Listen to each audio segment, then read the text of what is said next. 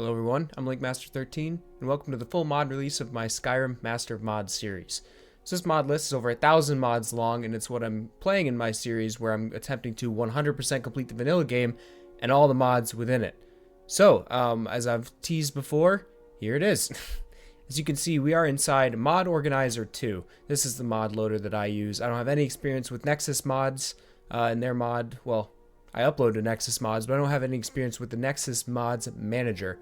Now, some people have asked for the mod list to be uploaded as a collection on Nexus mods, which is how I understand is only possible using the Nexus mod manager, which I don't use, and I don't have any plans to use at the moment. And also, as you might see when we get into it here, there are some other reasons why uploading this as one collection with a single download link might not be the best way to go, because when you have this many mods, it's really important to test everything individually, get a lot of bug fixes. There's just going to be a whole lot of manual work involved. So without further ado, let's get into it. So like I said, we're in Mod Organizer 2 here, and if you're unfamiliar with how Mod Organizer 2 and mod loading in general works, we're just going to talk through it briefly here. So on the left hand side, we have all of our mods. Now, what is a mod? There's a couple different things you could classify as a mod. So all of these are individual things, folders, if you will, that you can download from Nexus mods. Inside of them, they may have plugins, which you'll see listed over here on the right. Plugins are the actual files. You can think of it as game code that the game is going to read and then put into your game. Now, like I said, on the left, these mods can include actual plugins, or they could not. For example, if you just have a texture mod, likely it's just going to have texture files, which are not specific plugins. So, load order matters. As you might know, a lot of mod pages will say load this as low as possible, load this after this, etc. Generally, that's referring to the plugin order on the right. However, the order on the left matters as well. I like to refer to this as asset order. For example, if you have a mod that made Nazim wear a leopard print Jarl's coat instead of his regular clothes, if you downloaded that mod, put it here on the left, the actual file that would tell the game to change Nazim's outfit to that new coat would be here on the right. However, the actual textures and mesh model included for that coat would be on the left. And if you had, let's say you put that mod right, where would you put it? I don't know, right here in the models and textures NPCs section.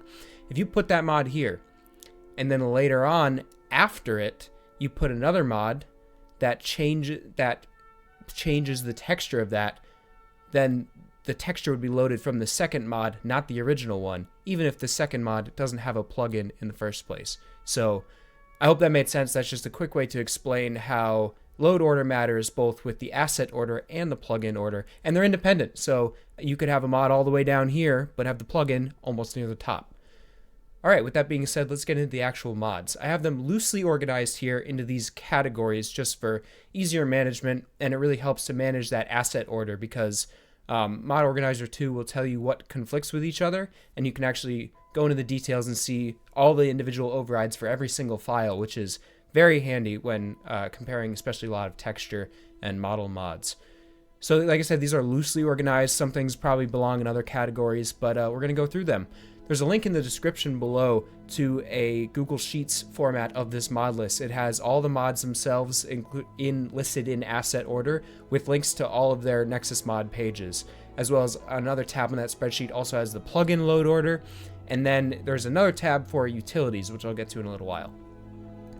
So starting off here with base files, this is all of the anniversary edition content. So when I click on a mod over here, if it has plugins associated, they'll highlight on the right. So these are all of our Creation Club content that we're playing with. I'm just playing with all the standard anniversary edition. I haven't purchased anything else.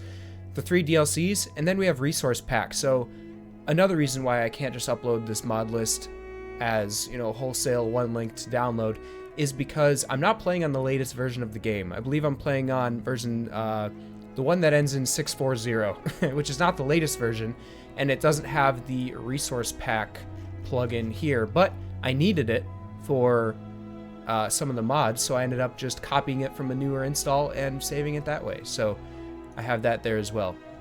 Admin. This section is all of the major prerequisites that are required by an awful lot of mods.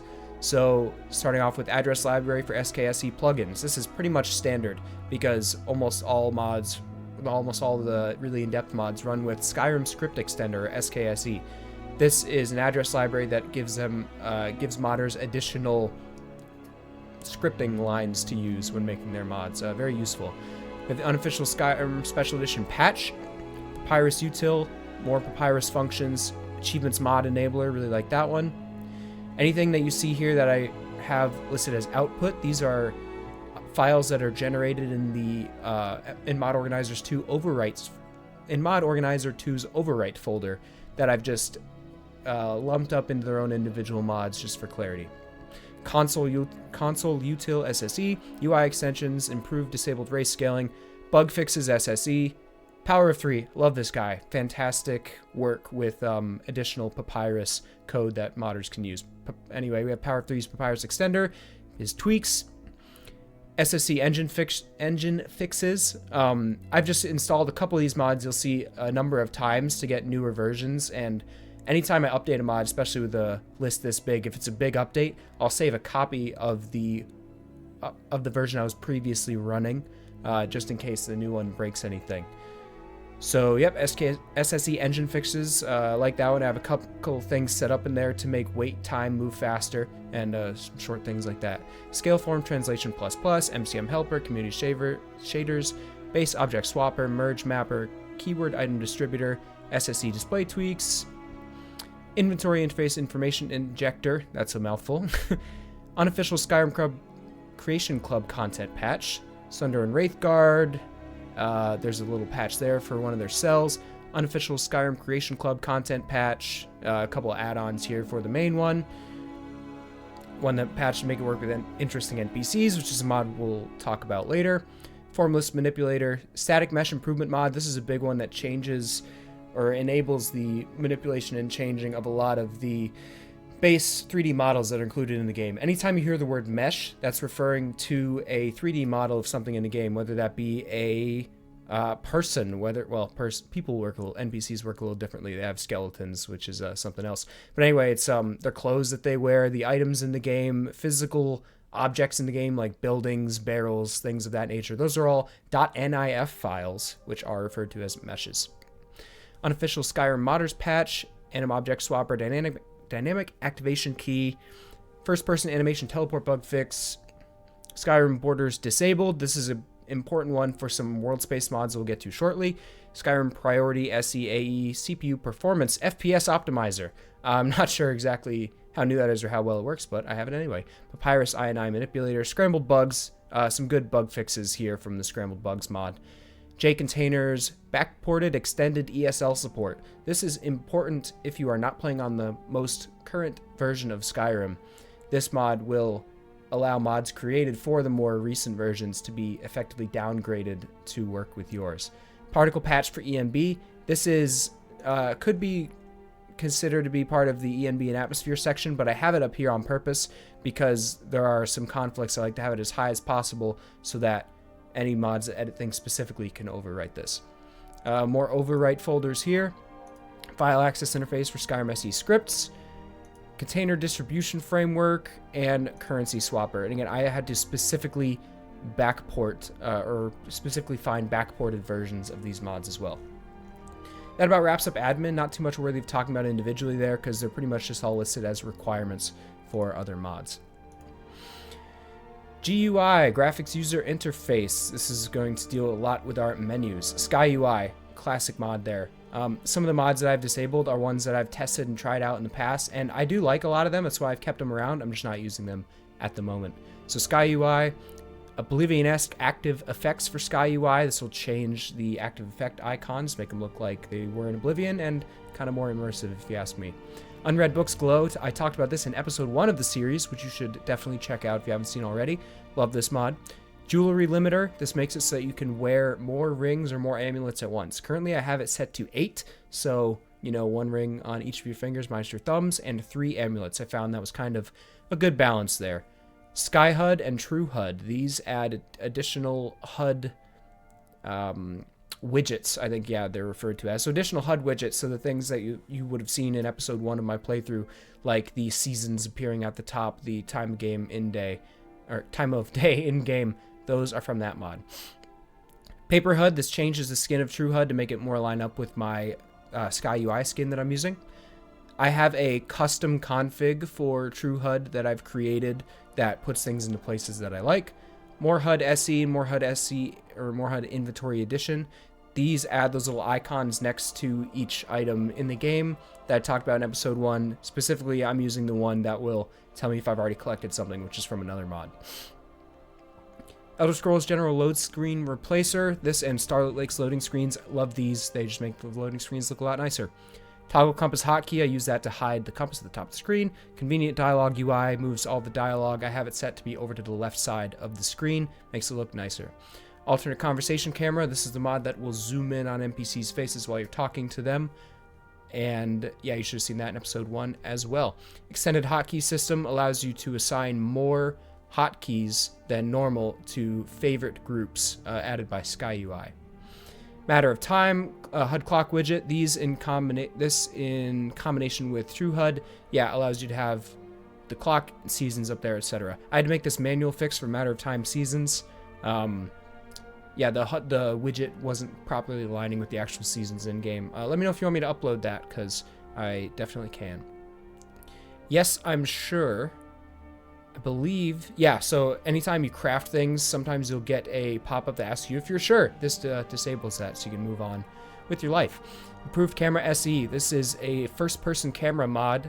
The old school one was called Joy of Perspective, that allowed you to see your feet, because you might not think about it, but in the base game, you can't. If you look down, you'll see nothing. So this mod is kind of a continuation and reimagining of that, and it doesn't require a million different patches. Still requires some, but not a lot. Profiles.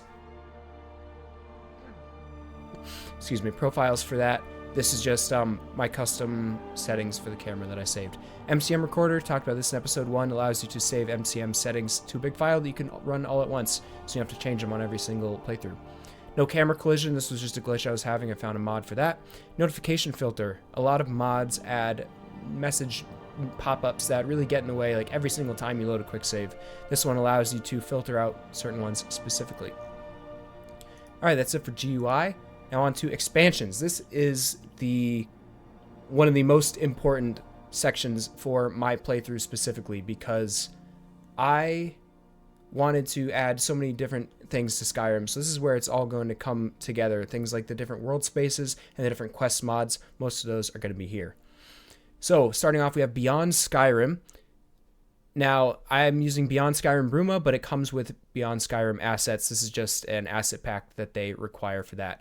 I have a DLC patch and an alternate start patch as well that allows you to start in Bruma. So this mod essentially allows you to go to Bruma from Skyrim. So adds a little bit of Cyrodiil in there, a whole lot of items. It's really great. Falskar. This is one of the older quest mods, adds a whole nother island with a lot of quests and a whole little world space there. I've played through most of this one, and it's great. And so I have a few add-ons, patches, comprehensive fixes there. Helgen Reborn. This essentially will allow Helgen to be rebuilt as a town through a whole questline system. Really interesting. I've only done a very little bit of it, though. Moonpath to Elsewhere allows you to go to Elsewhere, home of the Khajiit. I believe this might be unnecessary because it might be automatically included in a later mod that we will get to at the bottom of this section. Unofficial Moonpath to Elsewhere patch, just changes for that. Forgotten City, another classic quest mod there. Winterhold Restored revamps the town of Winterhold to make it look like the Great Collapse didn't happen 5 years ago. So it kind of rebuilds the area around there. I really like that one. Hearthfire Extended, just some more options for the custom homes from the Hearthfire DLC. Elysium Estate adds a player home outside of Whiterun, a really nice one at that. Skyrim Extended Cut Saints and Seducers. This takes the Saints and Seducers creation and greatly expands upon it. So it's a really interesting mod. I haven't actually played it yet, so I'm looking forward to seeing what that has in store.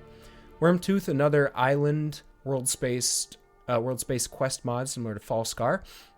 Well, the quest line's probably very different, but similar in scope at least. Clockwork. This is one of the oldest quest mods that I know of, and it's amazing. I've played through this entire mod. So I'm really looking forward to playing through it again on camera, especially, yeah, this one on camera. It's got some interesting stuff in it. Yeah, really looking forward to the point where we get to this in our series. I love this one. I also have 4K textures for it as well. Beyond Reach adds a whole world space beyond the Reach, as the name implies. So I believe you're going to be in High Rock for this one. Whole bunch of other little patches there for that one as well. Depths of the Reach. This is, I believe, like an underground focused mod that takes place in the Reach. There is some stuff that occurs here on the surface that I've seen a little bit of, and it's really interesting. Like some very cool new enemies that you wouldn't expect to see in a regular Skyrim game. New Vomenheim, another island and quest mod there. I believe it's this one. Yeah, I'm not playing on the latest version of this as well, for a reason that I'll get into shortly when we talk about seasons and grass, because that grass, believe it or not, is a huge sticking point for this load order. Hestra's Nest, a small world space expansion mod, I believe again takes place out near the Reach. Dark Brotherhood Reborn. So a bunch of these mods here, the next set, are all about expanding the Dark Brotherhood, adding some more options, a couple more quests, a couple additional things there. So we have a revamp of the Dawnstar Sanctuary, Save the Dark Brotherhood, quest expansion there, adds the spider to the Dawnstar Sanctuary. Your Choices Matter, yep, another Dark Brotherhood expansion. This mod that anytime you see LM13, that's going to be one of the mods that I've made there. This is actually unnecessary because of the other mod. What was it called again? Like the notification filter. Yeah, notification filter. So you don't need this one. Your Choices Matter, Save the Dark Brotherhood, and Brotherhood of Old, Dark Brotherhood Continued. All Dark Brotherhood expansions. Looking forward to seeing those. Warden of the Coast.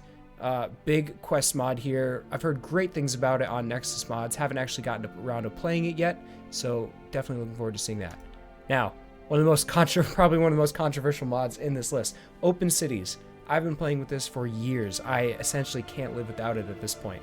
It's controversial, pretty much because it's hugely incompatible with a lot of other mods that edit cities. So this mod, if you don't know, will remove all loading screens as you enter a city. So it takes the city world space and combines it to the overall Skyrim Tamriel world space, which causes a lot of problems. Because if you make a change to a city and then you add open cities, well, that change won't carry over to the overworld version of the city, if you will. But I have a lot of patches for this. I've learned how to make patches for this to make it work as well as I can, and I love it. Great Carol Nocturnal SE. This allows you to go to Hammerfell, and there's a whole bunch of quests there, and the mods listed here are all associated with that. Midwood Isle, cool island expansion world space mod. I've visited this one, but I haven't done any of the quests there, so gonna want to check that out. Thaindom of Treva's Watch, and Thaindom Assets is from that as well. This is a revamp of Treva's Watch and that associated quest, which is a fort in the game, and yeah, it's a cool expansion of that concept there. The next set of mods is all about being a part of the Vigilance of Stendarr. So Stendarr Rising, Hall of the Vigilant Rebuild. The Hall of the Vigilant in the game gets destroyed by, I think when you hit level 10, it was destroyed by vampires off screen. This allows you to rebuild it and take part in that. Vigilant, huge quest mod surrounding the Vigilance of Stendarr. You'll go to all sorts of different world spaces, fight Daedric Lords, and so many other cool things that I can't wait to check out. These are all different add-ons for Vigilant. All the links to these are in that spreadsheet, which you can find in the description. Immersive Fort Dawnguard, a cool change to Fort Dawnguard. Moon and Star, another quest mod. This one also adds a village. I believe it's Little Vivek, on top of Lake Ilinalta, which is pretty fascinating. Teldrin Sirius, a Teldrin Siro backstory quest. This is the follower NPC that you can find on Solstheim. Cool quest for him there. Skygerfall. I love this one. So, the creator of Skygerfall, they set out to recreate Daggerfall's main quest in The Elder Scrolls V. If you don't know, Daggerfall is The Elder Scrolls 2, so a game that came out a whole long time ago now. They've remade the Daggerfall world, specifically only the main quest though, so the world's kind of empty other than those few locations you have to go to for the main quest. They remade it in the Skyrim engine, and it's great. I love it. I played through the whole thing because I wanted to test out a mod that I made, and that mod's pretty important. This is my mod, Skygerfall Anytime. So the way that Skygerfall actually works is you start out the game and then you start the Daggerfall mod right away. That obviously wasn't going to work for my playthrough because there's a lot of things I need to take care of in Skyrim before I reach a certain level.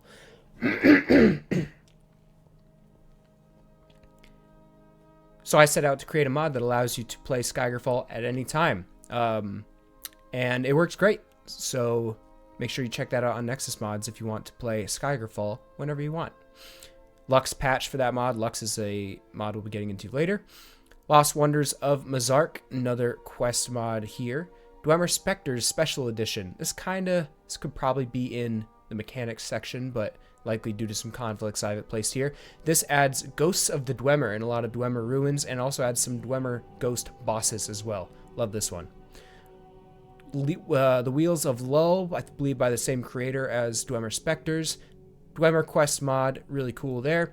Blackreach Railroad, another quest mod involving Blackreach, and get this, a railroad. So it's essentially a Dwemer steam engine that you can use to travel between different places underground. A really cool alternative using fast travel, which I'm all about because I'm limiting myself to not using fast travel in my Master of Mods series. Opulent Thieves Guild. I didn't get too many mods that mess with the Thieves Guild that much just because there's already a ton of Radiant quests there, but there is one that will kind of improve how the guild hall looks as you keep going, the Ragged Flag in there. So that's what Opulent Thieves Guild does. Castle Volkihar Rebuilt. This is a revamped mod for Castle Volkihar. Just adds some cool things there. More bandit camps. I love this one. This just adds a ton of different bandit camps throughout Skyrim in the overworld there. Love to see that, especially when combined with one of the other bandit mods, Obis. Coldhaven Vampire City adds a vampire city underground with a bunch of different quests, things like that. This is a very cool one. It was featured in my trailer as well, if you haven't seen that. Miap's Dungeon mod. I love this one. It adds a couple oceans that are, well, I don't know if they're actually north. We get to them from the north of Skyrim on a boat. So it adds a couple distant oceans, and there's 20 or 30 different islands in these oceans, and each one of those islands has a custom, specifically themed dungeon. So really cool exploration and kind of dungeon crawling mod there. Halfstad and the border of High Rock. This extends the boundary of Skyrim into High Rock out in the northwest of Skyrim. So you can actually go to a few different villages in there past the usual world map. Alternate start extension. This one wasn't actually working in episode 1. And I'm not exactly sure why. I might run some tests there, see if there's an update out. You can't always trust the version here on Mod Organizer. This links to Nexus Mods live as best as it can, but it's not always perfect, so I kind of got to check that out. Curse of Akavir Foe. This one allows you to go to Akavir and has a bunch of different quests. There are some kind of overpowered things that this one adds, though, and changes, so you might have to do some manual tweaking there to fit your playstyle the best. Chanterelle, a Savage World to Explore. This adds a really cool forested, naturally themed world where you can go and explore. I have only been there. I haven't done really any quests there yet, but looking forward to exploring that. Kind's Hunt. This is a specific quest for that Chanterelle mod. Hammett's Dungeon Pack 1 and 2. The creator of this set out to design very hard dungeons and scatter them all throughout Skyrim and Solstheim. So there's a lot of really cool dungeons in this list that will be very challenging, especially with the other mods that we have. Rin's Dragon Mounds. We have this mod that revamps all the dragon mounds and makes them look different and more specific. Really cool. Unmarked Locations Pack. This one adds a bunch of unmarked features throughout Skyrim and little Easter eggs. Rin's Standing Stones, similar to their Dragon Mounds mod, revamps all the Standing Stone locations. I don't have any mods that change the effects of the Standing Stones themselves, because I kind of like them the way they are, but this one greatly changes the locations, makes them much more immersive. Somerset Isle, huge expansion mod that allows you to travel to the Somerset Isle, and there's a whole lot of cities and quests and everything that you can explore out there. Pit of 100 Battles. This mod is a dungeon crawling mod that allows you to just participate in a bunch of battles, and there's levels to it, as it implies. Unfortunately, there are not 100. I think there's like 51. The mod hasn't been updated or finished in a very long time, so I'm hoping that someone else will take this on because it seems like a very interesting idea. Skyrim Sewers 4 adds sewers under a lot of the major cities. There are other quests here too, but the thing is, the quests are, most of them are unmarked, so it's kind of a really old school game style, explore at your own pace. There's not much information, there's no wiki about it, for example, so some really cool mysterious stuff going on there. Tools of Kagranak, a Dwemer quest mod that adds some really cool items. Project Aho, this is definitely a controversial mod because of the themes of the mod. Essentially, from what I understand, you get captured and then you're serving in some sort of like slavery type environment, and then you escape, and I don't know, it seems really cool though, and I have another patch for it that allows you to start when you want, so you're not just like randomly captured when you complete one dialogue option. The next set of mods here are all about Jorvaskr. I don't have any mods that overhaul the companion questline itself, but this one just replaces a lot of the stuff in their building, just makes it look quite a bit nicer and things like that. Books of Skyrim adds a bookstore to Solitude. This is one that I really wanted because, like I said in episode 1 of my series, books were the first thing I collected, and I was able to find or work out an Open Cities patch to make this one work. Similarly, Balthazar's Books, this one adds a bookstore to Markarth in the same fashion. This brings us to our biggest, one of our most influential mods in this whole series. This is Legacy of the Dragonborn. If you don't know, it adds a museum for artifacts as well as a bunch of different quests and quest lines. Some really interesting stuff. This is the one that I believe has the Elsewhere mod baked into it, so I'm not sure if you actually need the Elsewhere one as a standalone anymore. We're going to be using this one a whole lot in the series, so stay tuned for that. Some upgraded textures for that. Village of the Skull revamps the Skull Village on Solstheim slightly. There's some little changes there. An extension, a Pale Pass extension. This is anytime you see LOTD, that is Legacy of the Dragonborn. And the Isle of Veilfrost adds a small island with some quests to do there.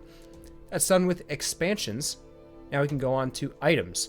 Anything in this section essentially adds new items to the game. So we have Diverse Dragons Collection. This one should probably be in mechanics rather than items, but it doesn't really matter a whole lot.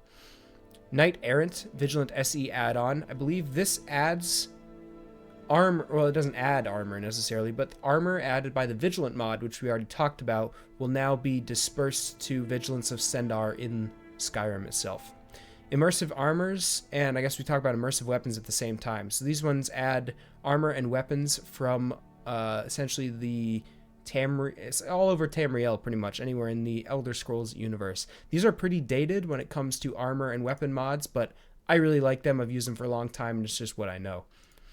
Cloaks of Skyrim adds cloaks to the game, and I can't believe, it's another one that I've used for so long, I forget that it's not vanilla, but yeah, it adds a lot of different cloaks, which are beautifully textured, and there's a lot of Easter egg cloaks as well, like unique one-of-a-kind ones. Dawnguard Arsenal reworks the Dawnguard weapon tree. A couple patches for that there as well.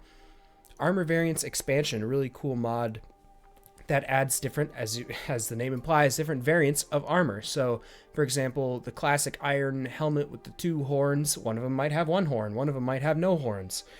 Adds some cool expansions or variants there that you will find out in the world. Some patches for that as well. Skyrim Bestiary. This mod adds books that kind of record and provide more information on enemies that you kill. I believe this is mostly limited to vanilla enemies though, so some of the modded ones, which we'll get into in a little while, I don't think it will talk about a whole lot. Thwack Crossbow Collection reworked. This reworks the crossbows and a little bit about how they work. Rare Curios Bolts expanded, so expanding on the Rare Curios Creation Club item there, this will add some more bolts. Ka-Chunk Creation Club crossbow distribution. This will take Creation Club crossbows and spread them out in the world to be used by more NPCs. This is a patch for both of those to work together. Skyrim Morrowind Bone Mold Weapon Pack. This will add bone mold weapons to certain characters out in Solstheim and for sale in the world as well. Beyond Skyrim Lost Rosencrantz Blade. So a lot of these Beyond Skyrim mods here are essentially taking things from in Tamriel or in the Beyond Skyrim Bruma mod and spreading them out in Skyrim where you wouldn't otherwise see them. Akaviri Hats Pack. I guess lore-wise, the Akavir wore hats that are similar to like Asian-inspired farming hats, and this adds them out in the game. And right here, since Delphine and Esbern are the Blades, which is a descendant, of an Akaviri organization, it gives them those hats, and looks pretty cool. Pirates wield cutlasses. This does what it says on the tin, like a lot of these mods do. Gives pirates cutlasses instead of regular swords. Moon Monk's robes gives really cool robes to a lot of the Khajiit that you'll find. Lunar Guard armor, same thing there, just armor for the Khajiit. Better vampire weapons, we'll just change some of the weapons vampires use. Santa hat, just adds a Santa hat, pretty fun there. Alchemist Compendium adds a really cool book in the game that describes and has pictures and tells you the ingredients or the effects of all the vanilla in-game ingredients.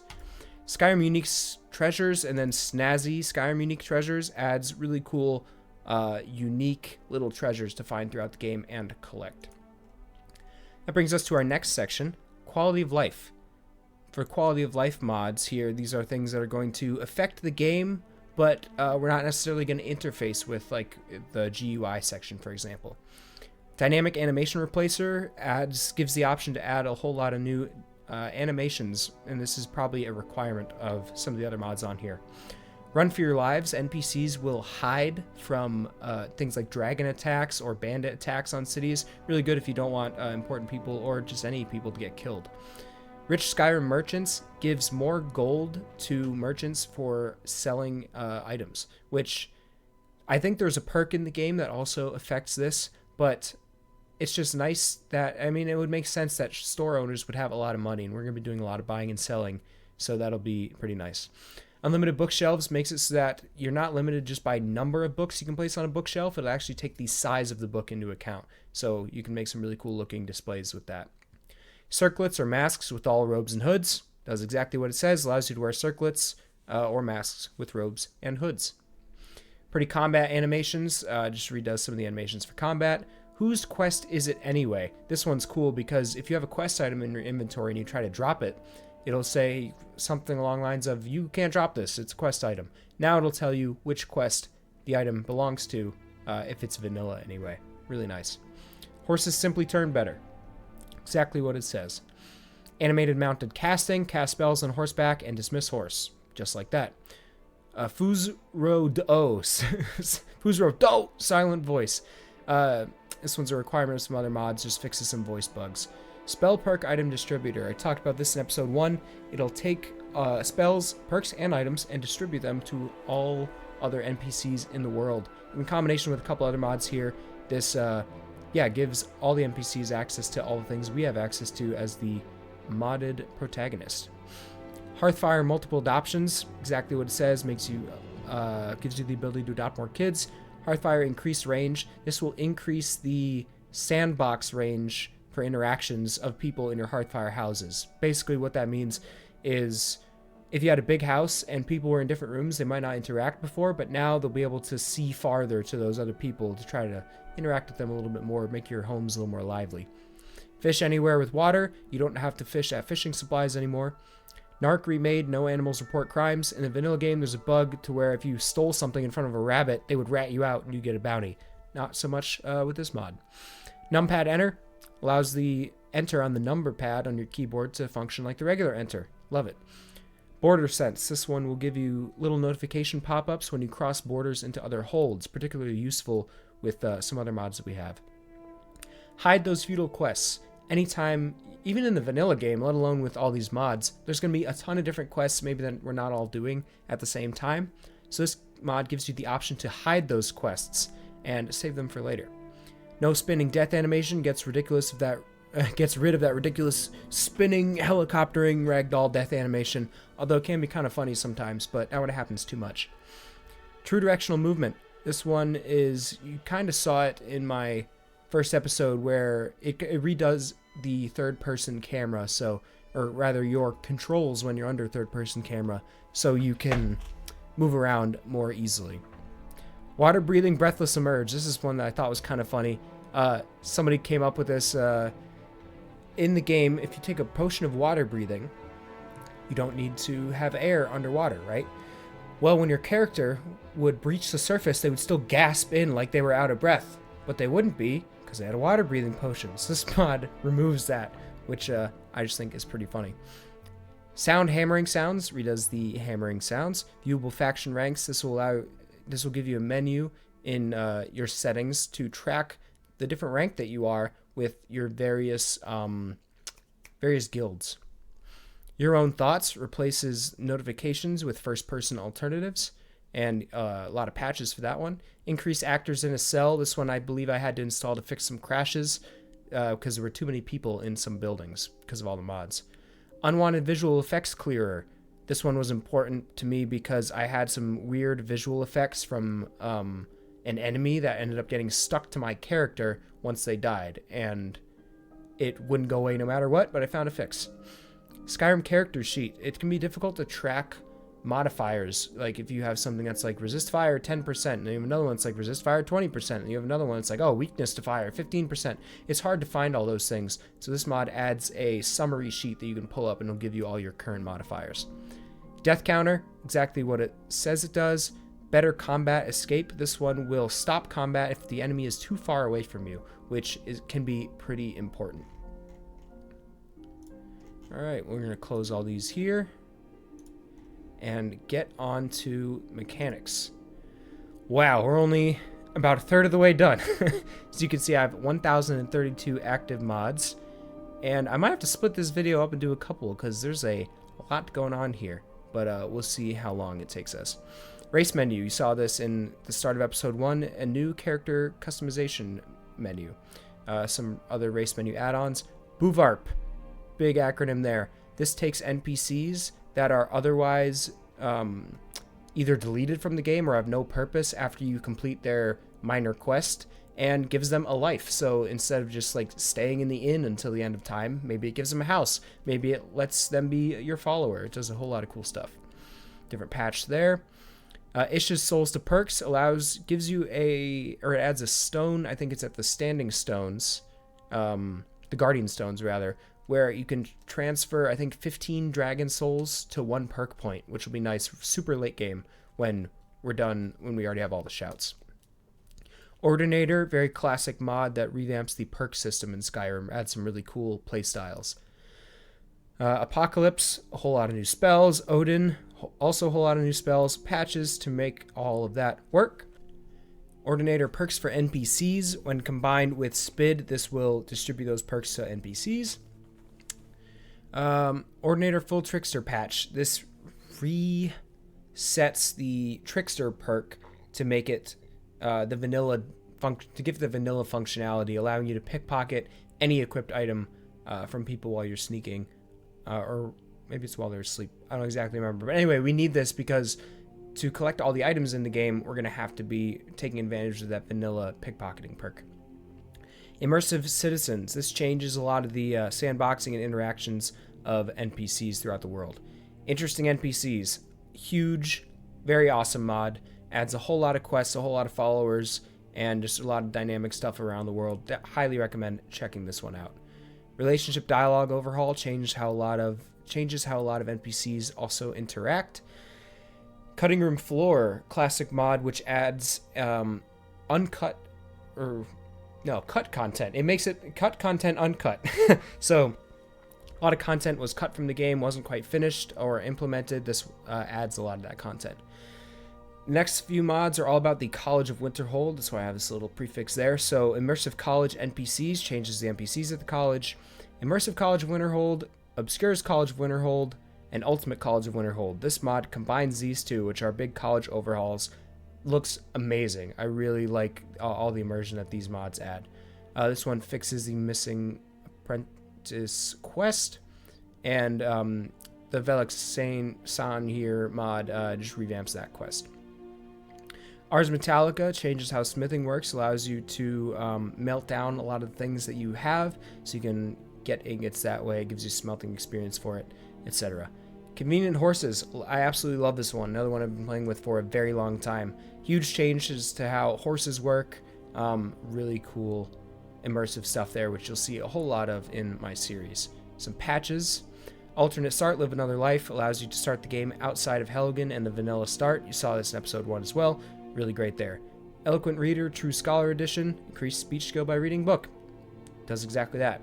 Immersive Patrols makes it so that they just actually changed it recently, so now it is only, Stormcloak and Imperial patrols will appear throughout the world, and they'll fight each other. So you might come across a 16 versus 16 battle happening out somewhere along the road. Really makes the Civil War feel more immersive. Ward functionality is extended, does exactly that, makes ward spells better. Combat gameplay overhaul. This is my only really combat overhaul mod in general. This it's kind of a vanilla experience type of mod. With all of this mod list, I don't want to make Skyrim something it's not.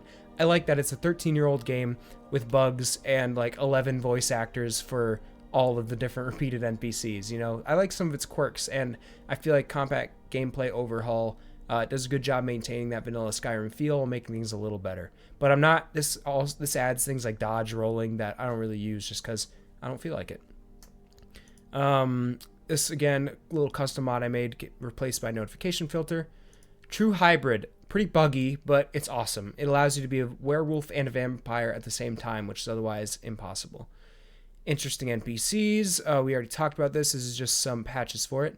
Extended encounters adds new random world encounters to the game. Really cool there. Carriage and ferry travel overhaul. This adds a lot of new locations you can travel to with carriages. So you can now be dropped in the minor towns and a lot of other places as well. A lot of patches for that there. Coins of interesting natures. This is really cool. It adds other currency to the game. So no longer will you go to a Nordic ruin and find that's like supposedly hasn't been touched for thousands of years, and you find coins with the modern emperor on them. So this gonna have, I believe there you're gonna find ancient Nord Drakkar, which you can then exchange for septims at any store, and you can modify exchange rates. A whole lot of cool stuff. Skyrim Silver, it adds Ulfrics to the game. So because of the Civil War, Windhelm wants to use their own currency because they don't acknowledge the Empire in Skyrim, so they use Ulfrics. And based on the outcome and the status of the Civil War, other cities will also start to accept Ulfrics as well. So if you were to complete the war for the Stormcloaks, you could use the new currency everywhere. Complete Gibberish, this adds the Gibber or Gibber as a currency for the Saints and Seducers Extended Cut mod. Elven Supremacy, currency swapper for Thalmor. This adds the, what is it called? I don't remember what it's called, but it adds a coin for the Thalmor as well. Morrowind Mint, I'm not using this one currently because I had some issues with it, but this adds another currency for Morrowind as well, for Solstheim, which is in Morrowind as well, which I like the idea of. I just couldn't quite get it to work. Coin Merchant Exchange, allows you to exchange all those coins at merchants. Holidays, adds different holidays throughout the year in Skyrim. One of our completion goals is to celebrate all these, so there's some really cool stuff there. Some good new textures and patch for that as well. Better Courier. The Courier is no longer the same guy. There's other NPCs that they've added to be the Courier and some other changes there. Some patches for that as well, including one for Elysium Estate. Raid, realistic AI detection, changes how the AI is able to detect you. So things, I believe it covers like sound and light, will now play into factor more when you're trying to sneak around. Shadow Spell Package adds new spells that are shadow based, so you can be kind of really cool dark magician there. With a couple patches. Defeat the Dragon Cult. This adds a quest to defeat all of the dragon priests before you go to Sovngarde and fight Alduin at the end of the game. It's not required, but it's just a cool little bit of immersion, and it actually gives you a reason to defeat all them if you want. Bruce Hammer. One of you in the comments is going to be really happy about seeing this because you keep asking for it. I know that this mod is pretty not lore friendly and overpowered, but it is funny and it seems like a cool experience. So with any of these mods, if it adds things that are crazy overpowered, I'm only going to use them for their quests. I'm not going to be taking them out into the world and beating everything up in one hit, because that's not quite the spirit of what I'm going for. But this will add a nice little fun quest and a couple good episodes for sure. Winter Sun Faiths of Skyrim allows you to worship the deities in Skyrim, to include Aedra, Daedra, and then a bunch of other race-specific ones as well. One of our completion goals will be to attain the maximum level of devotion for all the NPCs that we can. Some patches there. I think this, I thought I made it, but I did not. This is by somebody else, but this gets rid of a notification when you first start the game. Violin's a kill move mod. This revamps how kill moves work, but I think the only thing I have set is to remove the continuously using non-ranged magic attacks kill moves. So like if you're shooting fire and then you're stuck in a kill move animation for like 10 seconds, this gets rid of that, which I really like. Now there's follower framework. There is no follower framework 2. It's just another copy that I downloaded with a different version. Follower framework allows you to have multiple followers. I think it's up to 10 or something like that. I will be using this. I'm going to limit myself to a party of, I think, 3 followers at a time. But you can do all sorts of things. You can have a dedicated healer. You can make people like dedicated archers and things like that. To balance this out, because obviously, you know, having 3 followers is like crazy overpowered, I can't change how much damage they take to mirror them being on legendary difficulty like I am, but you can change how much damage they do. So I'm going to have them do the same fractional damage that the player character would on legendary, and also this gives you the option to require to pay your followers. And I think everyone in Skyrim should earn a living wage. So I'm going to have to pay my followers up to 500 gold a week for their services to balance things out there. Another output folder. This is a small addition I made to NFF, which makes it so that your followers automatically get dismissed when you get arrested. Because one thing this mod does great is that your followers will like really teleport with you a whole lot more than they do in the regular game, which is pretty nice. Except when you're in jail and you don't want them to stay there with you. Summon Spriggan and Spriggan Spray spells, exactly what it says. BA Bard songs. So all these are different Bard patches, which allow you to play as a Bard and adds a lot of cool features there, which I'm really excited to do. Especially later on, maybe when we are pretty overpowered, maybe we'll be a Bard and let our followers do most of the work there. So yeah, Bard songs adds new songs, flute animation fix. Skyrim's Got Talent, improve as a Bard. You can actually improve your skills as a Bard. When you start playing the flute, you're going to be awful. When you start the drums, you're going to be terrible. This one will allow you to improve as you go. Bunch of patches there. Bard's College expansion, a whole lot of new, or some new quests there.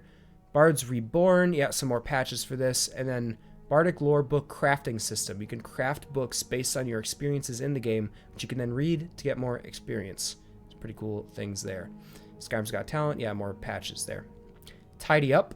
If you've ever walked into a room and accidentally thrown things everywhere with a shout or things like that, things will go all over the place, and Tidy Up allows you to activate those items and it'll put them back where they originally were. So you can kind of clean up after yourself if you so desire. Take Notes, Journal of the Dragonborn. This gives you the option to take notes during your game, so you don't have to open up some other notepad file if you wanted to. Just jot a few things down for later.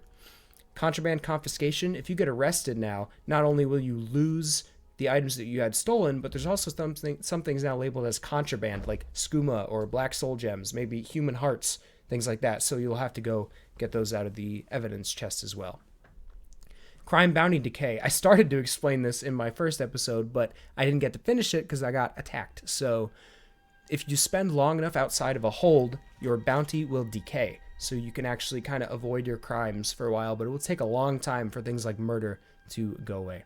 Honor the Dead, looting corpses is a crime. Now, if you want to loot, you have to do I think it's like a spell technically, but you have to like act like you're mourning, and then you can steal things from corpses, which is cool. It's not a big crime though, so you can get away with it a lot of times. Off limits, trespassing, behavior expansion. You won't be able to go like behind the counter in stores anymore until you're their friend, or a lot of places in some of the Jarl's palaces you won't be able to go until they like you. This is a fix that I have made and uploaded to Nexus Mods for the War Room in Windhelm. Suspicious city guards. Now, if you sneak or attack around guards, they will watch you. They will follow you for a certain amount of time to make sure you're not up to no good. I initially made this mod or this patch, but it was actually included in an improvements mod here, so you don't need it anymore. Serve a sentence, prison jail mod. This one will make it so that instead of just sleeping off your whole prison sentence, you have to sleep off every single day, and every day you have a chance of getting a lockpick, which allows you to escape, so it makes that a lot more immersive. Guard dialogue overhaul changes that. Crime overhaul changes how a lot of the different crimes are weighted, and changes jail breaks as well. Yet another high-level enemies redux. In the base game, I think the highest level you'll see in NPC enemy is around level 75, where that will be their level. This one adds some levels, like some enemies that go up to over level 100, which will be important for a playthrough that's going to be as long as the one that I'm doing. Haugby Draugr overhaul, yeah, just makes a lot of cool changes to some of the Draugr with a lot of patches there. Cannibal Draugr on Solstheim. This lore accurate wise, the Draugr on Solstheim are cannibals and they look different, so this mod adds that to Skyrim. Draugr equip armor. This mod makes it so that the armor that Draugr equip you can actually pick up and wear yourself. Thieves Guild requirements.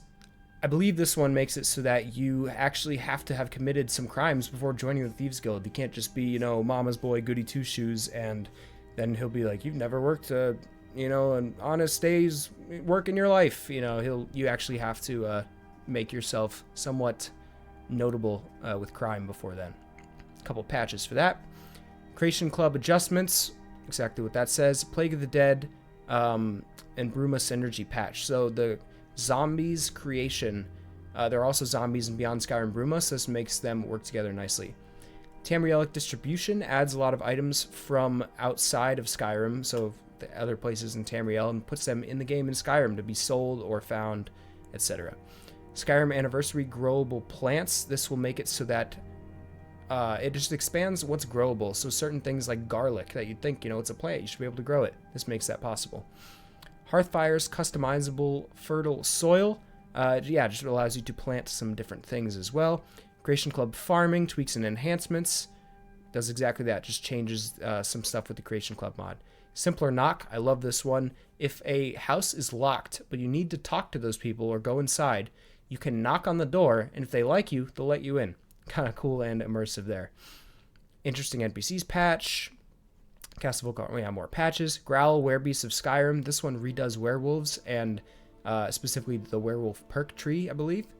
Patch for a true hybrid. Sun affects NPC vampires. They'll now catch on fire and run away from the sunlight. Vampire Lines expansion.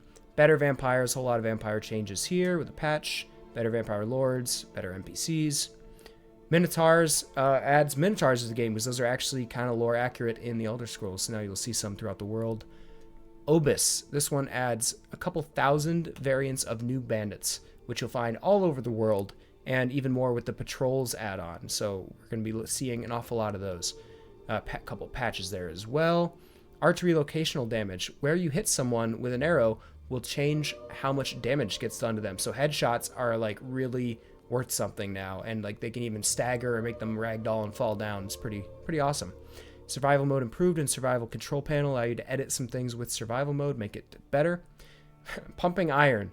So I made my character kind of skinny to start out because of this mod. If you increase certain physical skills like one-handed weapons, two-handed weapons, smithing, your character will actually get bulkier.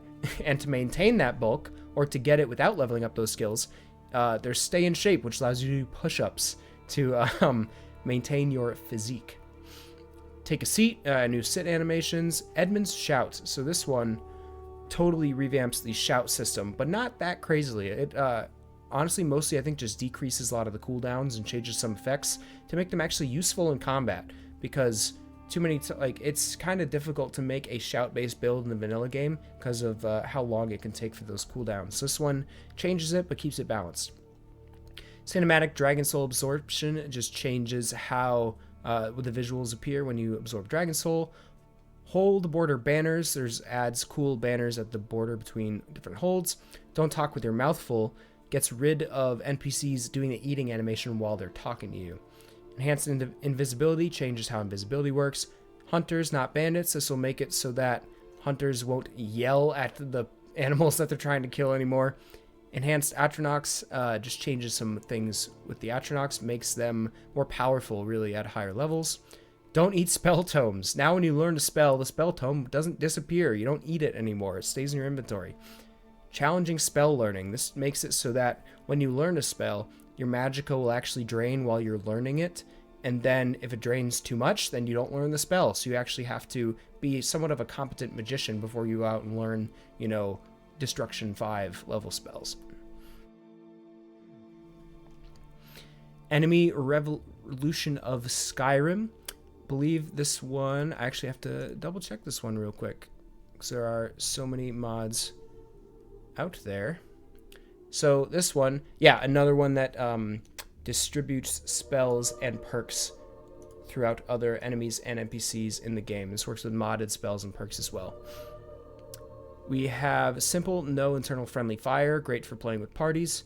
Plantable Nern Root, exactly what it does, or what it says. Bells of Skyrim, this adds bells to the cities, and when the city's under attack, the guards or people actually go ring the bells, and everybody's going to run inside. Pretty useful so people don't get killed. Savage Offspring allows children to wield weapons and attack. Slayable Offspring allows children to be killed. Environ's master plugin. This is a dependency of a lot of the following mods. So this one changes certain things to the Shrines of Talos to make them a bit more immersive in the game, depending on the status of Civil War. These for the Whiterun Watchtower. It doesn't start broken anymore. It only gets broken at the dragon attack, and then it gets rebuilt afterwards. Vampires cast no shadow. People are strangers. You won't know people's names until you talk to them. Bring out your dead. When an NPC dies, you can actually visit their body and loot their corpse in the Hall of the Dead in the cities. This one adds more graves for that mod. Nocturnal Moths adds moths around lanterns at night. Shout skeletons apart. Now you can use Unrelenting Force to immediately explode skeletons of a certain level. Immersive world encounters change like the other encounters mod, just adds different random world encounters out there. Locational encounter zones. In the vanilla game, if you enter a cave and you're level 1, all the enemies in there will act like you're at level 1, and there won't be any more difficult ones that spawn forever. You could leave that cave, not kill everybody, come back 50 levels later, they'll still be level 1 equivalent enemies. This one makes that, changes that. Or rather, this mod does that. This one makes it so that bandits outside those zones, like outside of a cave, will be that level as well. So we're coming up on about an hour here, and we're about halfway through. I think the second half will go quite a bit faster, but either way, it's getting pretty long, so I'm going to split this into 2 videos. Thank you so much for watching, and have a good one.